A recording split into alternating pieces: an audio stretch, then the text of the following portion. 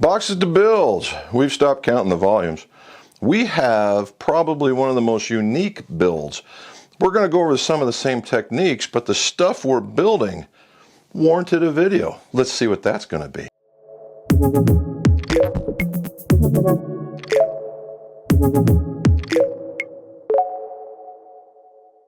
Welcome back to the McGolf Shop, and it is the July 4th weekend, and apparently all our vendors decided to deliver everything at once. We have bunches and bunches of stuff going on. I have Wilson drivers with Acura shafts all over the place. We've got one there, we've got one there. We've built a couple of Mizuno drivers. Some Srixon irons are leaving the shop, and I've got some D9s to build, some hot metals to build. We received a truckload of Callaway stuff. I mean, just big amounts of that. Revas for some ladies, some Epics. I mean, it's been a really good week. The reason why I bring this one up, we're getting a, when we talk about boxes to builds, we're really not kidding. And the reason why I say it is because it came in two of these guys. Now, normally it doesn't get my attention. However, for all you Star Wars nerds out there, it came with a whole bunch of Star Wars stamps. That is just too cool. I like Star Wars, so okay.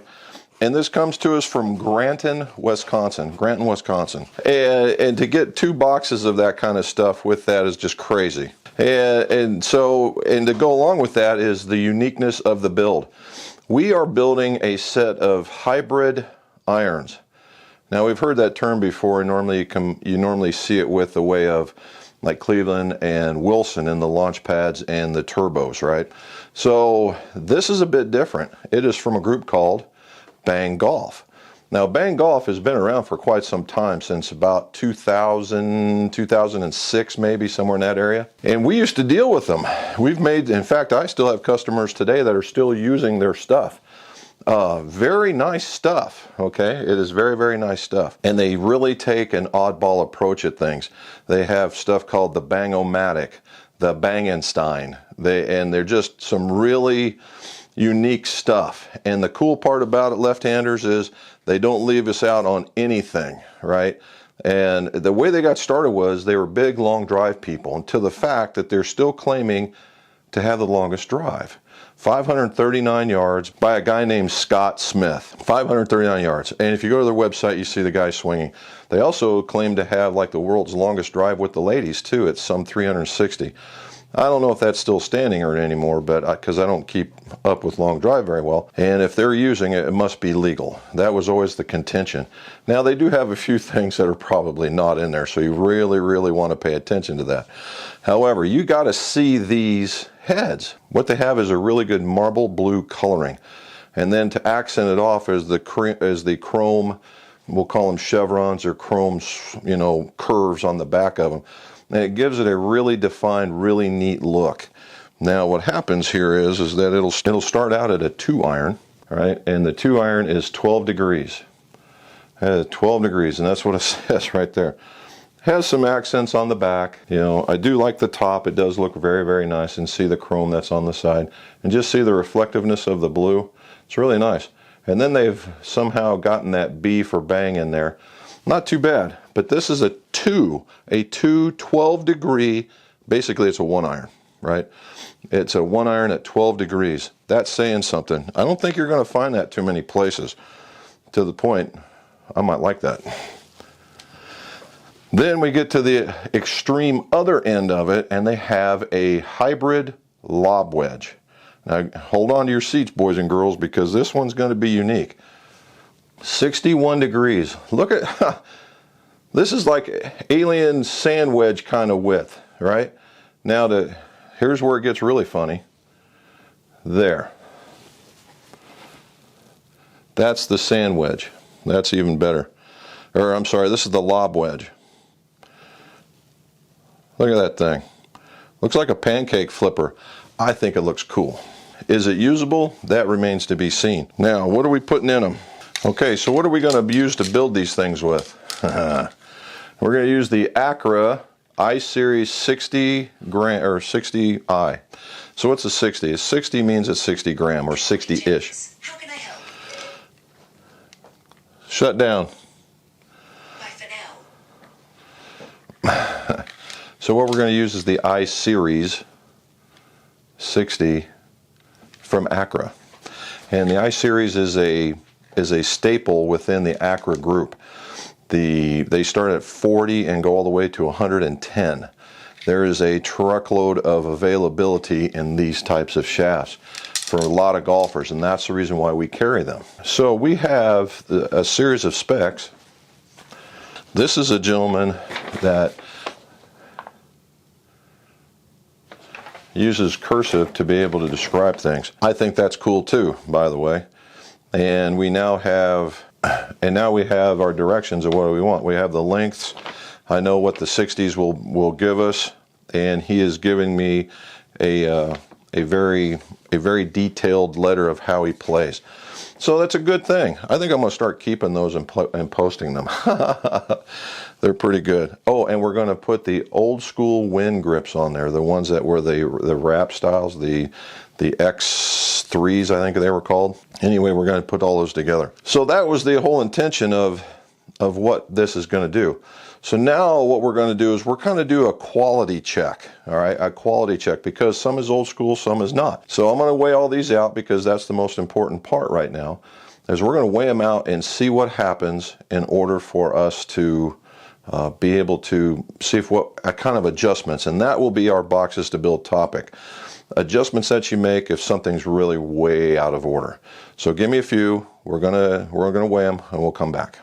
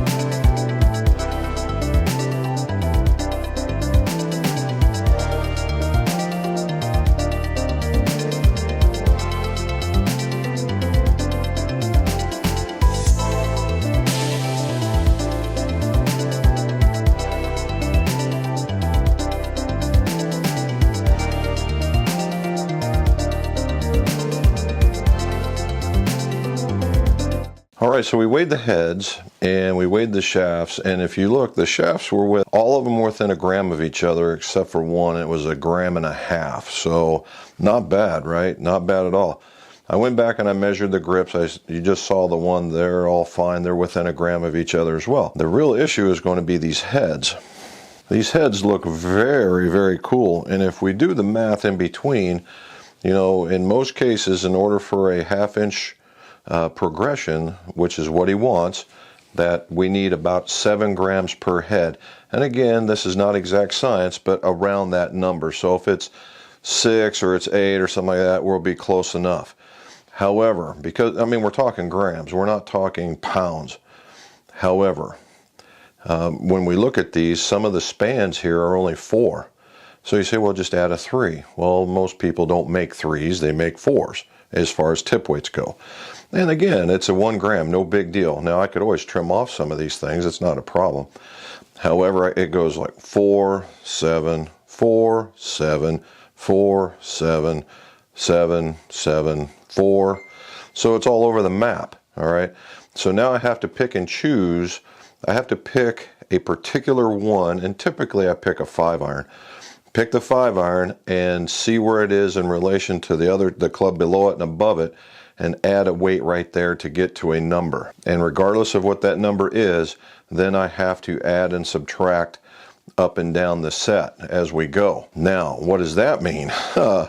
Well, even if I do add weight, they're going to be light. They're going to be light. These are lighter clubs, right? Normally we want 256-ish, and these things are at 241.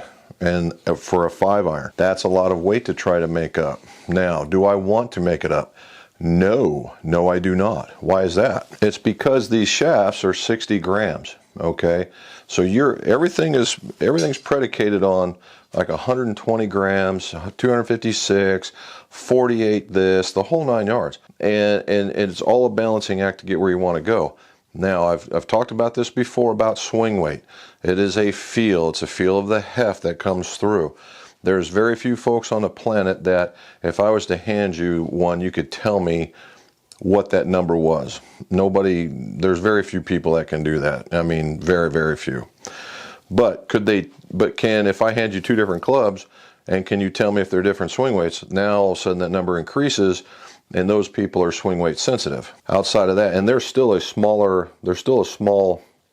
group, right, in the golfing community. The larger group in community probably can't even see a 3 to 4 swing weight change, which in the head becomes around 12 or 14 if you use about 8 grams worth of change. So that's, it's pretty significant. Now, if I try to go and get this, because he wrote a letter in there, he talked about D2. If I tried to chase this D2 swing weight, the club, even if I got to D2, the club would feel massively tilted. And it's about feel, okay? And I've done this about a dozen times this year, and we discussed it over the phone, and one of my customers was very adamant about getting it, and I sent it to him with the D swing weight that they were looking for, and within a week I got it back because it felt too heavy. Okay, so when you take it out of the shaft, which means I'm going from 120 to 60, I'm cutting out quite a bit. And then you cut it out from the head, and we're cutting out quite a bit. And then the grip is the same. The grip is the same in the weight. Now we're going to be light, and by design, but it's going to feel balanced. All right. And so I'm going to I'm putting in a little bit of tip weight just to make it feel like there's more head weight. Not that it's D2 head weight, that it feels like it has more head weight. Hopefully you guys understand what I'm talking about. So when you go and when you go to the store and you pick up a standard issue club, and then you pick up a graphite club, and you go, wow, this is light, and you go, yeah, it's light, but it's total. Give it a minute. It's total weight light. Stick the heads out, and then feel it, and see how much difference there really is. I would imagine that you're going to notice that there is a lighter difference, but it's more from the strain of the total weight than it is than the swing weight. Then go pick up one that has maybe a 105 or even a 95 gram steel shaft and feel that difference. You probably, if you picked one up in the middle and you just did it, you wouldn't even notice it. But that's what I'm trying to tell you guys about. So we're talking more about feel, right? More about feel. And I think and now from a design aspect, unlike an iron, right? Unlike an iron that has a taller face, right? We'll have a taller face and just a narrow sole. We're also talking about that there's a lot of weight on the sole, right? There's a lot of weight on the sole to make these things hit up in the air. So there's going to be more weight at the end of the club anyway, right? So they're going to want to feel heavier. All this weight is pushing down on the bottom of the club. So you don't have to add a whole lot to get to the place that we want to go. And these are kind of things that we take into account, right? We take into account the club head design, weights of the shaft, all these things that we're looking for, what kind of golfer this person is. And of course, in the letter, this golfer alludes to using Stan Thompson's. And for you guys that know, or history buffs and Stan Thompson, those are actually some pretty cool clubs in the day. And he was doing things like that back then. And that's what we're trying to get back to. Anyway, that's what we're going to try and do.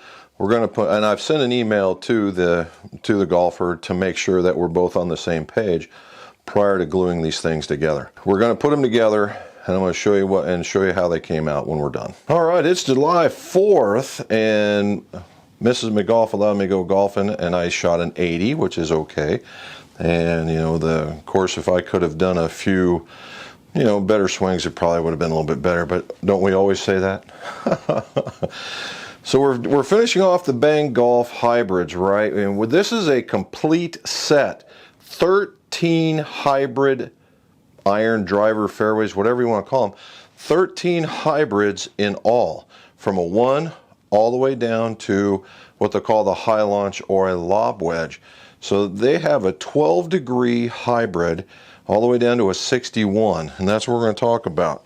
You saw me weigh them, you saw they came out. They weren't all real stellar in line, but with addition of weight, what I did is I called the golfer and we talked about it, and we started at the top as the lightest and worked our way down to the heaviest.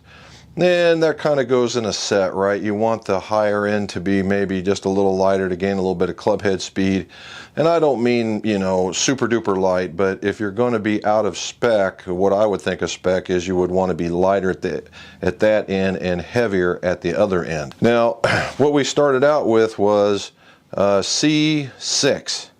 All right, we started out with a C6. The objective here was a D2, and I said that's just not going to happen with a 60-gram shaft and very, very light heads. They were very, very light. And it's because they're hybrids, right? You would think that maybe if they're going to be more towards an iron length that they would be heavier, but they're not.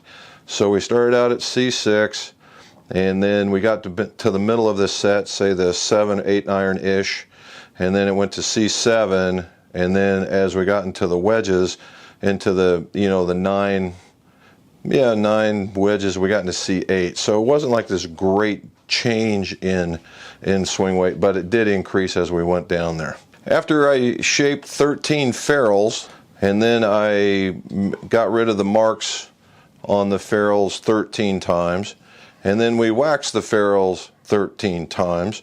We made 13 cuts to get into the right length for them 13 times. Did I mention it was 13 times? Yes, Jim, 13 times. And then we put on 13 grips, and Mrs. McGolf and I split the grip duty. And now talking about the grips, he went with old school, right? He went with some old school. And the cool part about that is you can put them on just about any way you want, and they'll look the same. However, on here is a W6, and I don't know if you're going to be able to see that or not. Maybe, there it is, W6. So in order for us to have some sort of semblance of order, I put all the W6s on the top. Okay, they're all on the top. And then that way the win, because there's an embossed win on it as well, they all start at the same spot. And that's just kind of keep them looking good. So what do we do here? We got the 12-degree 1. All right, this is equivalent to basically, you say, oh, it's a 12-degree driver. In the day, this would have been called like a 2-wood, right? So we'd have a 2-wood basically, and pretty straight on. It came out pretty nice, and I do like the blue. It's got that marble blue color. And then we go all the way down to the lob wedge, and the lob wedge looks a lot like that. All right, looks a lot like that, and it has got some crazy face happening right there, man. Some crazy face, but it's supposed to work. So we got him to the length. We got him to the length that he wanted. We got him to the lengths that he wanted, and we, swing weights are in tune. We knew they were going to be light, so that was good. So what's left? Lofts and lies and total weights, right? Well, the total weights turned out they're progressive, so we like that. Lofts and lies. Out of the 13 that we did, 3 or 4 are out. Were out. Out of the 13, 4 of them were out. And 3 of them were out with lie angles, and 1 was loft. Now, they are bendable to an extent. However, you have to have the machine to do it. I do, because it's an old machine. Old guy, old machine. And so I was able to hold a hybrid and hold a wood, basically, and bend. I was able to bend the loft in, so all the lofts are in line. That's pretty good. The rest of them with the in the lie angles were out at the bottom, not necessarily at the top. I thought that was kind of odd. And it was like every other one. One was flat, one was up, one was flat, one was up, one was flat, one was up. And I was able to bend them up, but not into spec because some of them were too far out. One was 62.5 when I needed 4 degrees or something like that. I split the difference. I got half of them. So they're all up. They're just not aligned perfectly. And, you know, out of 13, we'll take that. So, you know, it turns out the thing looks pretty good. They went together very well. The Acra shafts came together very, very nice. You saw that they were, you know, they weren't too far off in weight. They were dead on flex, so we were really happy with that. So we really think our guy's going to like it. I just thought this was an interesting build because how many times do you see this is a full set. There's a whole set in the back. So if he has head covers, this thing is just going to look like a big thing of bees. All right, and so it's kind of unique. Now in the handwritten letter I got, which was very cool, he said he used Stan Thompson's in the past. And you guys know Stan Thompson. That was one heck of a club back in the day. But that was back in the day. So this is where we're at. So again, guys, if you're looking for something unique, the guys at Bang Golf may have it for you. Right? They have just a huge line of things. Lefties, all those different kinds of things you're looking for. You very well may find what you're looking for there where you can't find it at a major OEM. So give them a look, banggolf.com, right? And guys, hopefully you like and subscribe, and let's see your scores go low. Enjoy the 4th.